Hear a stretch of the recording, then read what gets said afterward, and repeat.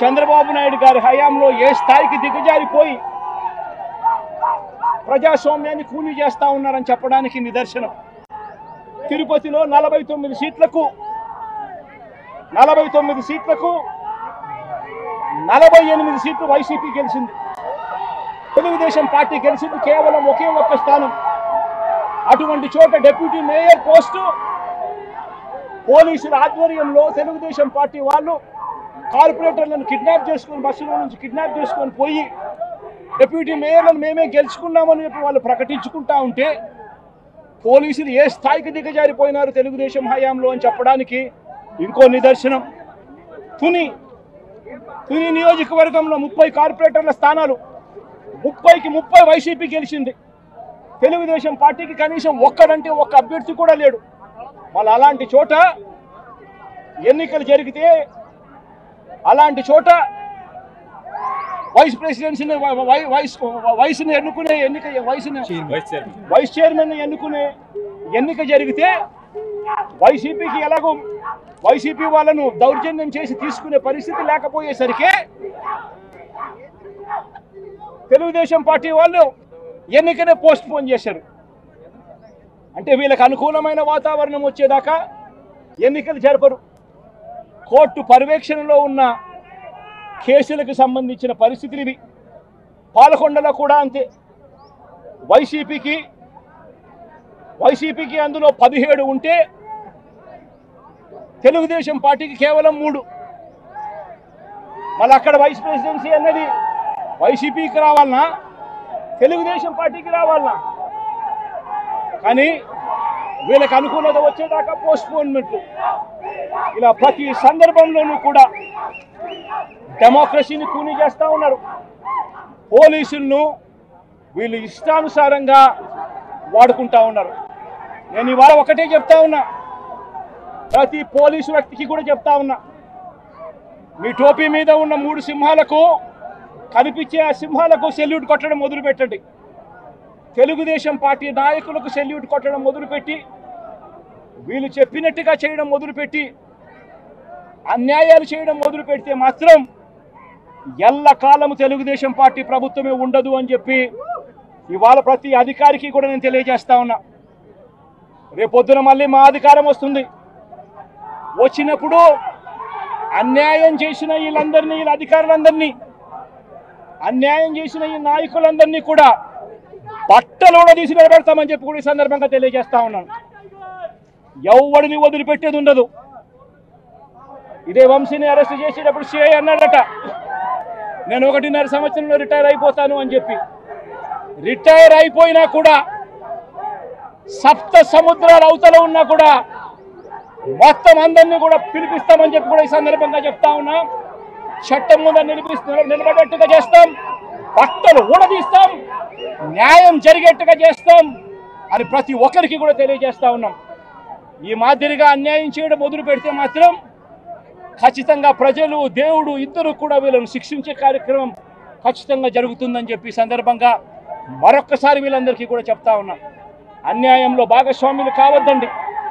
మీ టోపీ మీద ఉన్న సింహాలను గౌరవించండి, వాటికి సెల్యూట్ కొట్టండి, మీ వ్యక్తిత్వాన్ని కాపాడుకోండి అని చెప్పి ఈ ప్రతి అధికారికి కూడా ఈ సందర్భంగా తెలియజేస్తా ఉన్నా. కొంతమంది లీడర్స్ ని టార్గెట్ చేసి అరెస్ట్ చేస్తున్నారు. వాళ్ళు ఎట్లా చూస్తారు? మన పేరుని కానీ ఇవాళ ఉంచి ఇటీవల కొంతమంది అరెస్ట్ ఇట్లా దాన్ని ఎలా చూడాలి? ప్రజాస్వామ్యం కూలిపోతా ఉంది అని చెప్పడానికి ఇవన్నీ నిదర్శనాలు. ప్రతి కేసు ఇల్లీగల్ కేసే. ప్రతి కేసులోనూ కూడా వీళ్ళే బెదిరిస్తా ఉన్నారు, అవతలోడు బెదిరిస్తా ఉన్నాడు అని చెప్పి వీళ్ళే కేసులు పెడతా ఉన్నారు. అసలు బెదిరించేది ఎవరిని బెదిరిస్తా ఉన్నారు?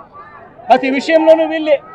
పారిశ్రామికవేత్తలను వదలడం లేదు, రాజకీయ నాయకులను వదిలిపెట్టడం లేదు.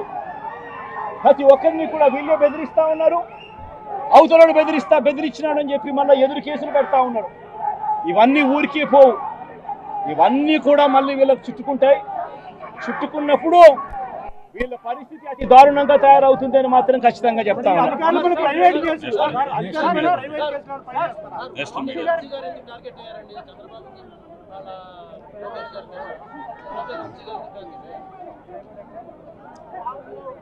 వంశీని ఎందుకు టార్గెట్ చేస్తా ఉన్నారు అనేది చంద్రబాబు నాయుడు గారికి వంశీని చూస్తే తన సామాజిక వర్గం నుంచి ఒక వ్యక్తి ఎదుగుతున్నాడు. చంద్రబాబు నాయుడు గారి కన్నా గ్లామరస్గా ఉన్నాడు. లోకేష్ గారి కన్నా గ్లామరస్గా ఉన్నాడు. ఒక మనిషి ఎదుగుతున్నాడు అని అంటే తట్టుకోలేడు తన సామాజిక వర్గంలోనే. అందుకని కొడాలనా నేను చూసినా ఆ మనిషికి జీర్ణించుకోలేని ఆక్రోశము, వంశీని చూసినా కూడా జీర్ణించుకోలేని ఆక్రోశము. ఎందుకంటే చంద్రబాబు నాయుడు గారి కన్నా చక్కగా ఉంటారు కాబట్టి వీళ్ళిద్దరు. అవినాష్ కూడా పాపం ఎప్పుడో ఒకసారి టార్గెట్ అవుతాడు, ఎందుకంటే లోకేష్ కన్నా చక్కగా ఉన్నాడు కాబట్టి. ఇది చంద్రబాబు నాయుడు గారి మనస్తత్వం. ఆయన కొడుకు ఆ సామాజిక వర్గంలో వాళ్ళు మాత్రమే లీడర్లు. వాళ్ళకి ఎవరైనా పొరపాటున వాళ్ళకు అనుకూలంగా లేకపోతే సామాజిక వర్గం నుంచి వాళ్ళని వెలేయడము. గొప్ప చరిత్ర ఉన్న గన్నవరంలో మేము చేసిన తప్పు వల్ల ఇక్కడ ఒక పిల్ల సైకో ఎమ్మెల్యే అయ్యారు. గన్నవరం ప్రజలకి మీ లోకేష్ హామీ ఇస్తున్నాడు, మళ్ళీ ఆ తప్పు ఈ జన్మలో మేము చేయం. ఈ పిల్ల సైకో ఒక మహానటుడు. నేను మంత్రిగా ఉన్నప్పుడు నా ఛాంబర్లోకి వచ్చి సార్ సార్ సార్ సార్ అన్నాడు. గౌరవంగా కూర్చోయ్యా అంటే లేదు లేదు నేను నుంచినే ఉంటాను అంటాడు. ఏకంగా 3 సార్లు అవకాశం ఇచ్చిన పార్టీకి వెన్నుపోటు పొడిసి ఈ పిల్ల సైకో ఆ పెద్ద సైకోతో చేతులు కలిపాడు. 2012లో కృష్ణా జిల్లాకి సగం దరిద్రం పోయింది. అది ఎందుకో తెలుసా? ఆనాడు సన్నబియ్యం సన్నాసి పోయాడు. ఇప్పుడు మిగిలిన ఇంకో సగం దరిద్రం పార్టీని నుంచి పోయింది. అతని పేరే వంశీ. ఈ పిల్ల సైకో చాలా పెద్ద తప్పు చేశాడు. దేవాలయం లాంటి గన్నవరం తెలుగుదేశం పార్టీ ఆఫీస్ పై దాడి చేశాడు. ఏకంగా ఆ ఆఫీస్ ని తగలబెట్టాడు. అతను గెలుపు కోసం పనిచేసిన తెలుగుదేశం పార్టీ కార్యకర్తలపై, నాయకులపై దొంగ కేసులు బనాయించి ఏకంగా జైలుకు పంపించాడు ఈ పిల్ల సైకో. ఆ పిల్ల సైకోకి భయం పరిచయం చేసే బాధ్యత ఈ లోకేష్ తీసుకుంటాడని గన్నవరం కార్యకర్తలకి నేను హామీ ఇస్తున్నా. అంతేకాదు, షాక్ ట్రీట్మెంట్ మనం సినిమాల్లో చూసాం. నిజమైన షాక్ ట్రీట్మెంట్ ఈ పిల్ల సైకోకి ఇచ్చే బాధ్యత మీ లోకేష్ తీసుకుంటాడని ఇక్కడున్న కార్యకర్తలకి నేను హామీ ఇస్తున్నా. అందుకే ఈ ఎర్ర బుక్కు పెట్టుకున్నా. అందరు పేర్లు రాసుకుంటున్నా. అధికారులు కూడా చెప్తున్నా, దయచేసి చట్టాలు ఉల్లంఘించొద్దు.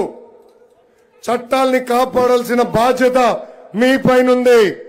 పొరపాటున చట్టాన్ని ఉల్లంఘించి మా కార్యకర్తల జోలికి వస్తే ఈ ఎర్ర బుక్ లో మీ పేరు ఉంటుందని ఈ సభాముఖంగా మీ లోకేష్ హెచ్చరిక జారీ చేస్తున్నాడు. నేను ఎవరిని వదిలిపెట్టాను.